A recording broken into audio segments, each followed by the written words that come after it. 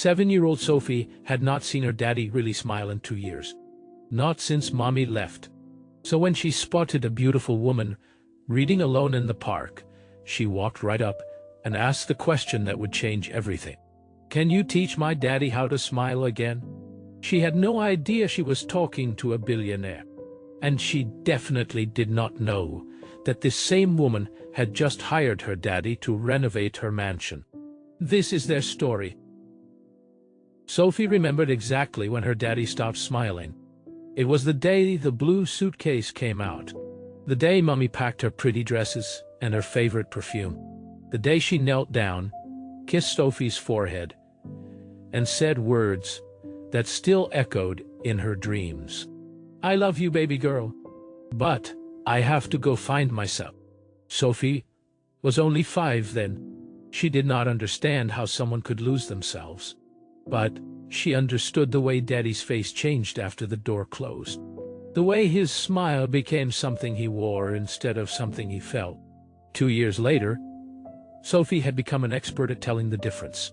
"Daddy, look what I made." She held up her latest creation, a picture frame decorated with dried pasta and glitter.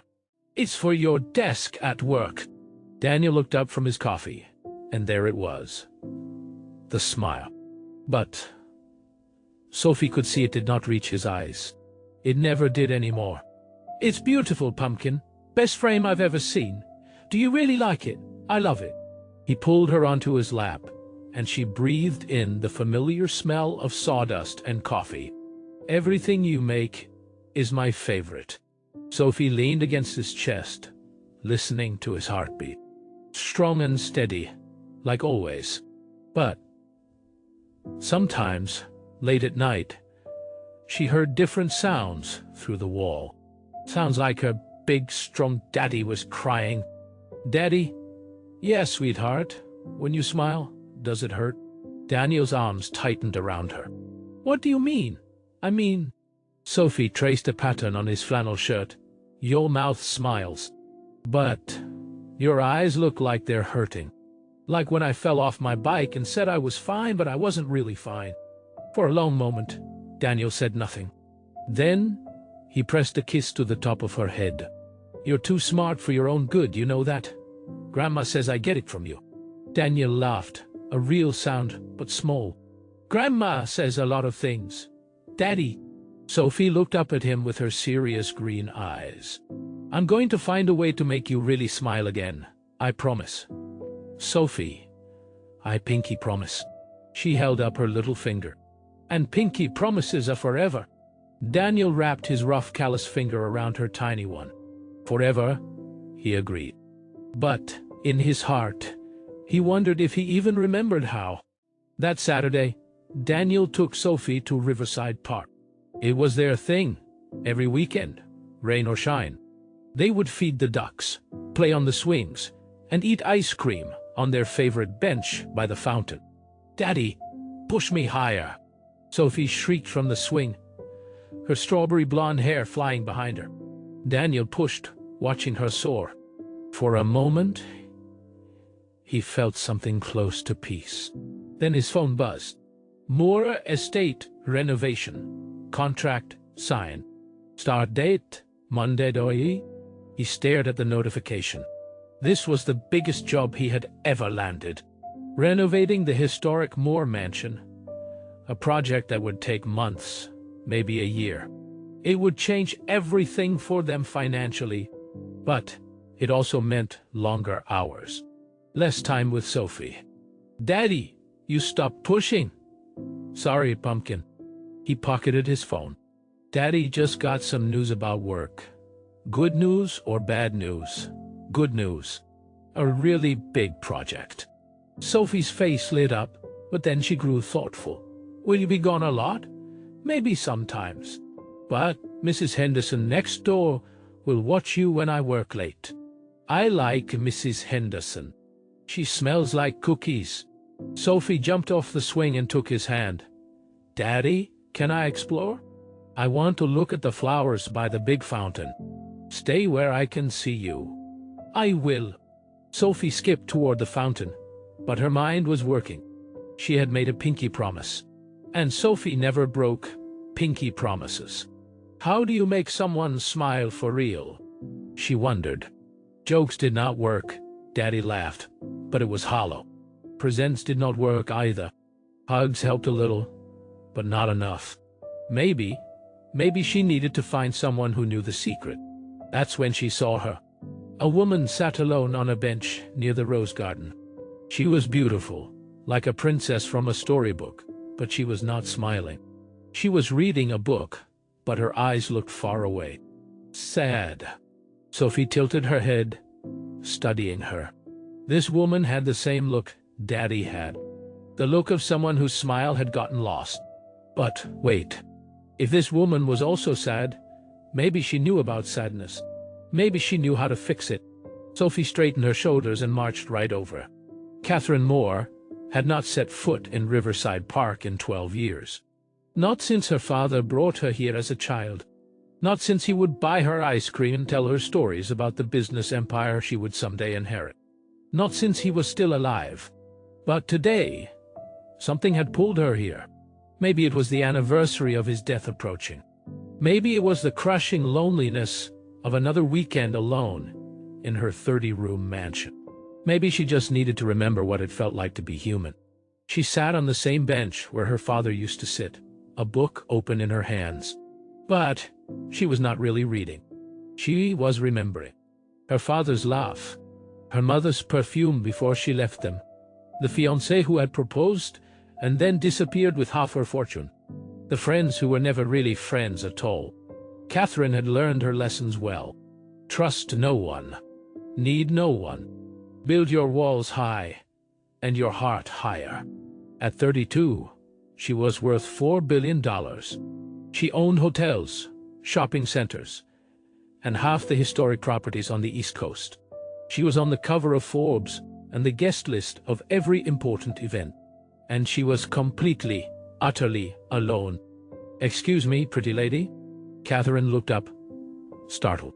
A little girl stood before her, maybe 6 or 7, with strawberry blonde hair and the biggest green eyes she had ever seen. Yes? Are you sad? The question was so direct, so unexpected, that Catherine forgot to put on her mask. Why do you ask? Because you have the same eyes as my daddy. The girl climbed onto the bench without permission, settling beside Catherine like they were old friends. He pretends to be happy, but I can tell he's sad inside. His smile doesn't match his eyes. Catherine felt something shift in her chest. That's very observant of you. What's observant mean? It means you notice things other people miss. Oh. The girl nodded seriously. I notice lots of things. Like how you're holding that book, but you're not really reading it. And how you're sitting all alone, even though the park is full of people. And how your shoulders are all hunched up like you're trying to make yourself smaller. Catherine straightened automatically. When had she started hunching? What's your name? She asked. Sophie. What's yours? Catherine? That's a princess name. Sophie smiled. You look like a princess too. A sad princess. Catherine did not know whether to laugh or cry. Sophie! Daniel's voice carried across the park. Who are you talking to? Sophie looked up to see her father approaching, his face a mixture of concern and embarrassment. Daddy, this is Catherine. She's a sad princess. Sophie, you can't just... Daniel stopped short when he saw the woman his daughter had cornered. She was stunning. Even in a simple sundress, she looked like she belonged in a museum. High cheekbones, ice blue eyes, and an expression of pure bewilderment. I'm so sorry, Daniel said quickly. She has no concept of stranger danger. Sophie, we've talked about this, but Daddy, she's not a stranger anymore. I know her name, and she knows mine. That makes us friends. Catherine found herself smiling, just a little. That's one way to look at it. I apologize for the intrusion. Daniel reached for Sophie's hand. We'll leave you to your book. Wait. Sophie pulled back. I didn't ask her yet. Ask me what? Catherine's curiosity was piqued. Sophie took a deep breath. This was the moment. The pinky promise moment.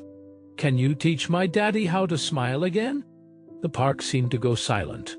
Daniel's face went red. Catherine's went pale. Sophie, Daniel started. His smile got lost when Mommy left. Sophie continued undeterred. And tried jokes and hugs and pictures, but nothing works. And you look sad too, so maybe you understand sad. And maybe if you understand sad, you know how to find lost smiles. Catherine stared at this tiny philosopher with the freckled nose and the impossible request. "Sweetheart," she said gently, "I don't think I'm the right person to. Please?" Sophie's green eyes were enormous. "I pinky promised I would help him. And I never break pinky promises. Never ever." Daniel wanted to disappear. "I am so sorry. She's been worried about me since her mother. Since we..." He could not finish. "She left," Sophie supplied. "She left, and Daddy's been sad ever since. But he doesn't talk about it because he thinks I don't notice. But I notice everything." Catherine looked from the earnest little girl to the mortified father. She should say no. She should walk away. Getting involved in strangers' lives was not something she did. But then she looked into Sophie's eyes and saw something she recognized. A child trying desperately to fix something broken. Just like Catherine had tried to fix her father's heart after her mother left. Just like she had tried to fix her own after everyone else did. "What if," Catherine heard herself say, "what if I don't know how to find lost smiles? I've lost mine too." Sophie considered this. "Then maybe we can look for them together. 3 people looking is better than 1. And just like that, Catherine Moore, billionaire, recluse, woman who trusted no one, found herself agreeing to teach a stranger how to smile. Monday morning came, and Daniel drove up the winding driveway to Moore Estate. He had seen pictures online, but nothing prepared him for the reality. The mansion was enormous, a stunning Victorian beauty with wraparound porches, a tower room, and gardens that stretched for acres. It was also falling apart at the seams. "Beautiful bones," he murmured, already planning the restoration in his mind. "Just need some love." He grabbed his toolbox and headed for the front door, running through his mental checklist. Meet with the property manager. Review the initial plans. Start assessments. The door opened before he could knock.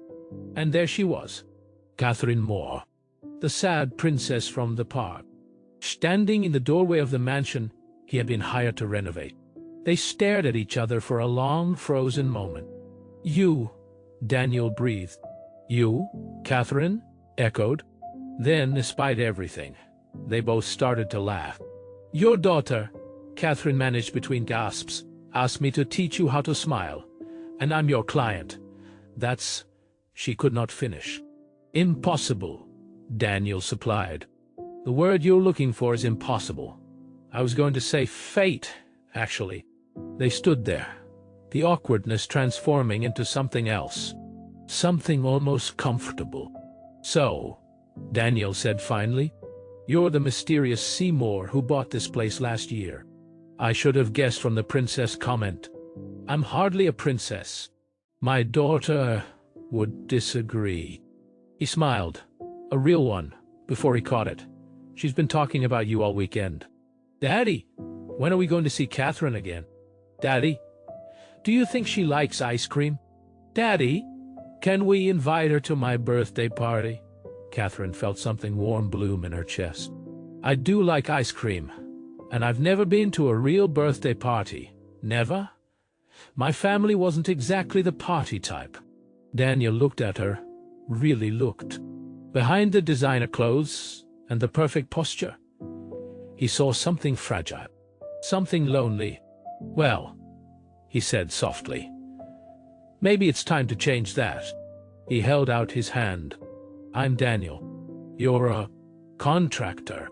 And apparently, the man whose smile your daughter has recruited you to find." Catherine took his hand.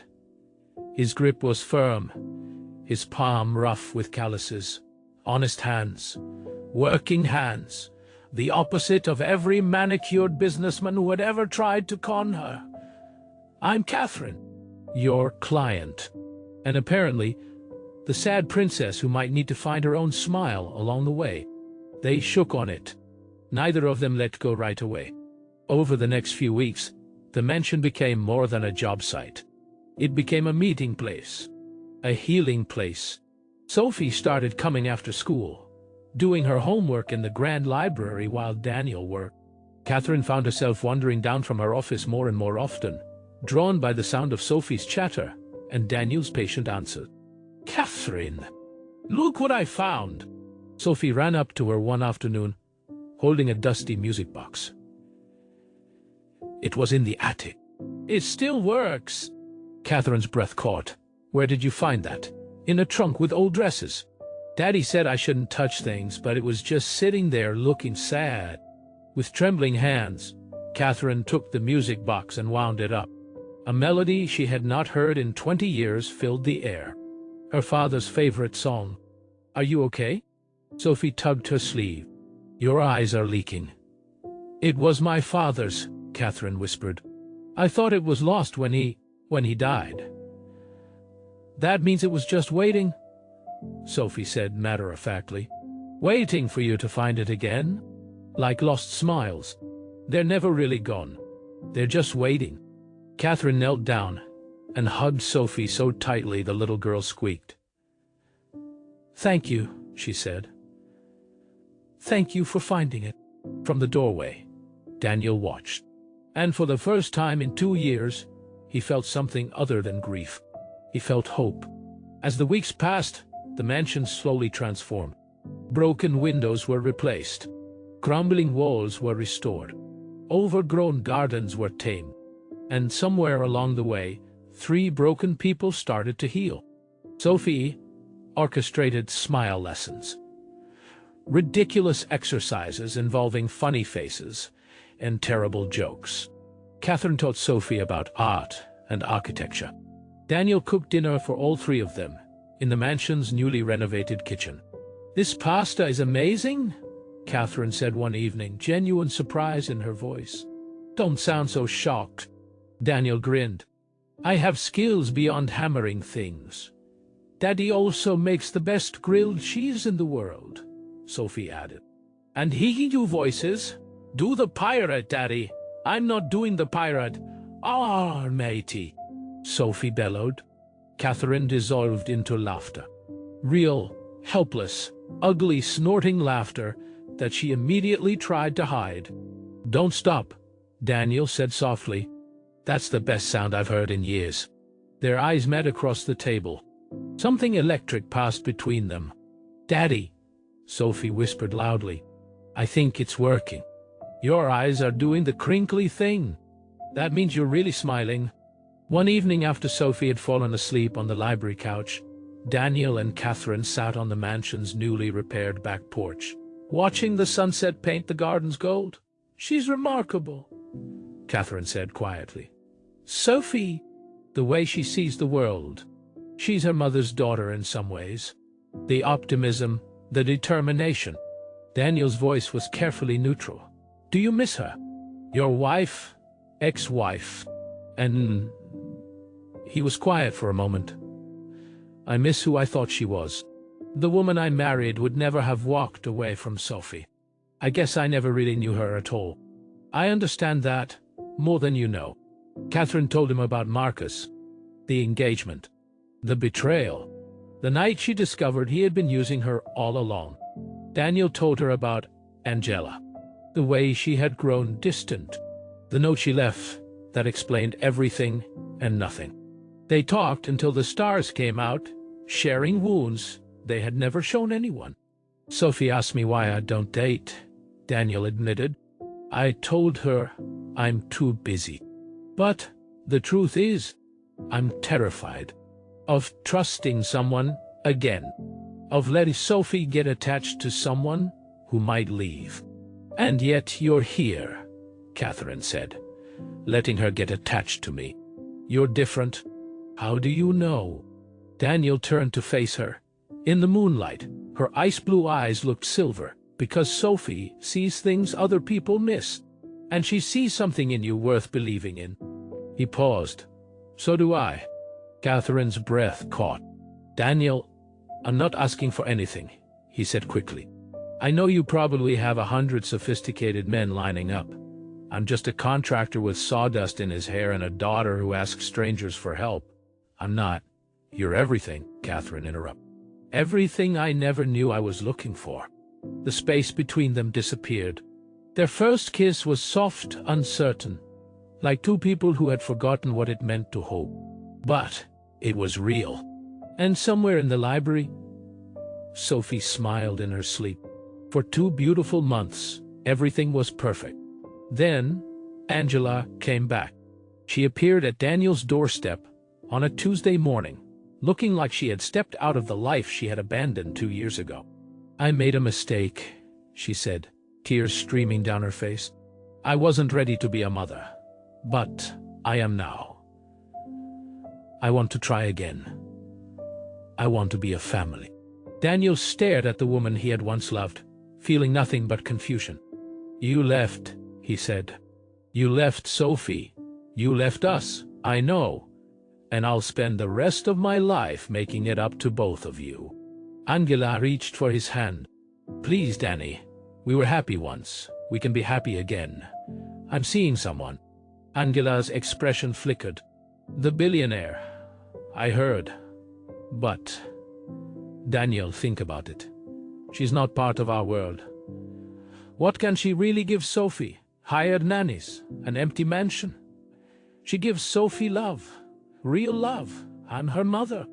The words hung in the air, sharp as broken glass. At that moment, Sophie's school bus pulled up. The little girl ran toward the house, her face bright, until she saw who was standing there. Mommy? Angela knelt down, arms open. Baby girl, I missed you so much. Sophie stood frozen, looking from her mother to her father. Then, she did something no one expected. She turned and ran into the house. Sophie, Angela called. Leave her, Daniel said. She needs time. She needs her mother. Where was her mother for 2 years? The words came out harsher than Daniel intended, but he could not take them back. He did not want to. Angela's tears returned. I'm not leaving, Daniel. I'm going to fight for my family, even if that means fighting her. That night, Catherine's phone rang. I can't see you anymore. Daniel's voice was hollow. Angela's back. And even though I don't want her, I can't. Sophie is so confused. Everything is so complicated. I need to figure this out. I need to put Sophie first. I understand, Catherine said, even though her heart was shattering. I'm sorry. I'm so sorry. Don't be. She forced her voice to stay steady. You're a good father. That's what I love about you. The word hung between them. Love. Neither had said it before. Catherine. Goodbye, Daniel. She hung up before he could hear her cry. Sophie would not come out of her room for 3 days. She would not eat. She would not talk. She just sat on her bed, holding the picture frame she had made, the one with the pasta and glitter, and staring at nothing. Sweetheart, please. Daniel sat on the edge of her bed. Talk to me. Is Mommy staying? She wants to, but that's not up to her. It's up to us. Do you love her? Daniel struggled. I loved her once, but she hurt us very badly. Do you love Catherine? The question hit him like a wave. Yes, he whispered. I do. Then why did she go away? Sophie's voice broke. I heard you on the phone. You told her you couldn't see her anymore. Why would you do that if you love her? Because I was trying to protect you. Because I thought you needed your mother. I need you, Daddy. Tears streamed down Sophie's face. I need you to be happy. Really happy. Not pretend happy. Sophie, you were starting to smile again. Real smiles. The kind that match your eyes. She clutched the picture frame tighter. And now they're gone again. And it's because of Mommy. And I don't want to be mean, but I don't want her here. I want Catherine. Daniel pulled her into his arms as she sobbed. Catherine reads me stories in funny voices. Catherine teaches me about old buildings. Catherine never looks at her phone when I'm talking to her. Sophie hiccuped. Mommy left. Catherine didn't. Catherine was going to stay.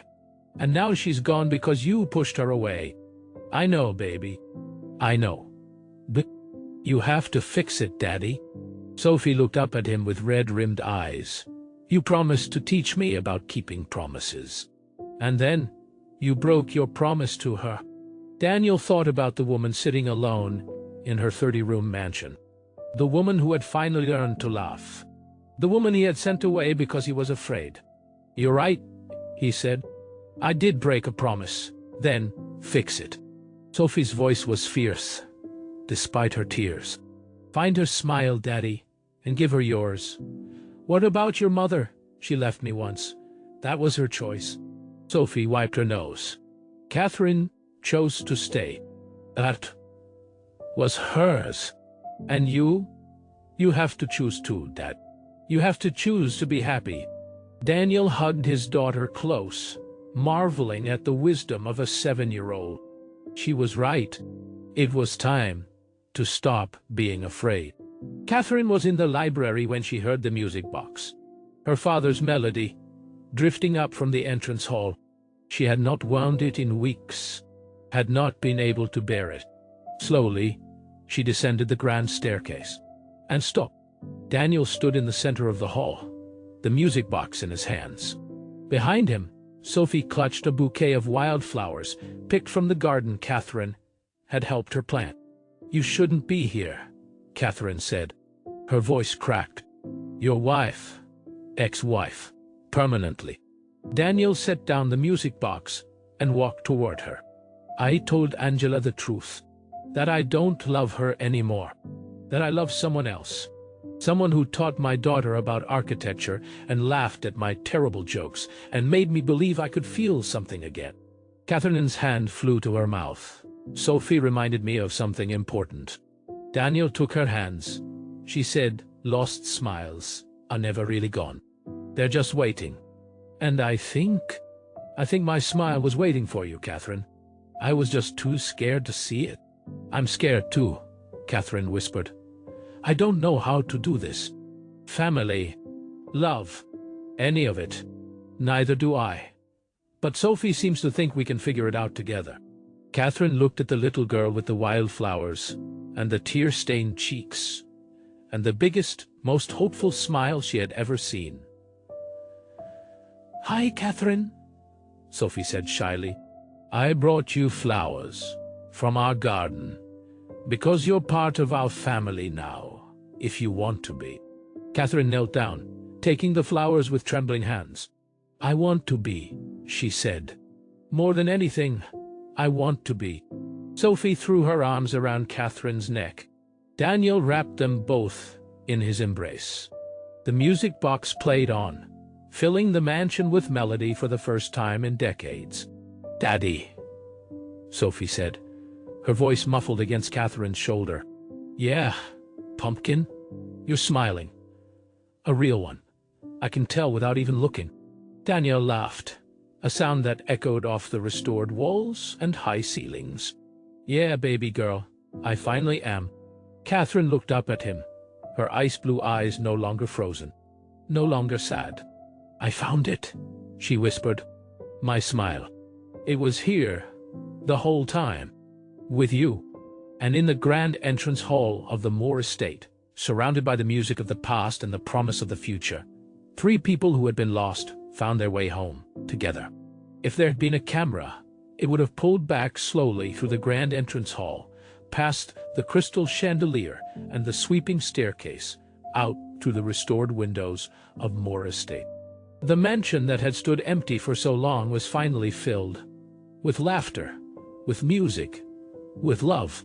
A contractor who learned that the best things in life cannot be built with hands alone. A billionaire who discovered that 30 rooms mean nothing without people to fill them. And one little girl with strawberry blonde hair and an impossible request, who prove that lost smiles are never truly gone. They are just waiting for someone brave enough to find them. Some love stories begin with grand gestures and fairy tale moments. This one began with a 7-year-old girl and a question no one else had the courage to ask. Can you teach my daddy how to smile again? It turns out, she already knew the answer. She just needed to help 2 grown-ups see it for themselves. If this story warmed your heart, even just a little, do not forget to subscribe and hit that like button to support the Steadfast Heart Stories. Every like and follow helps us bring more soul-stirring stories like this one to life. Stories about lost smiles and found families. About the kindness of children and the courage it takes to love again. Because sometimes the smallest hearts write the biggest love stories. Thank you for watching. Stay warm, stay kind. See you in the next story.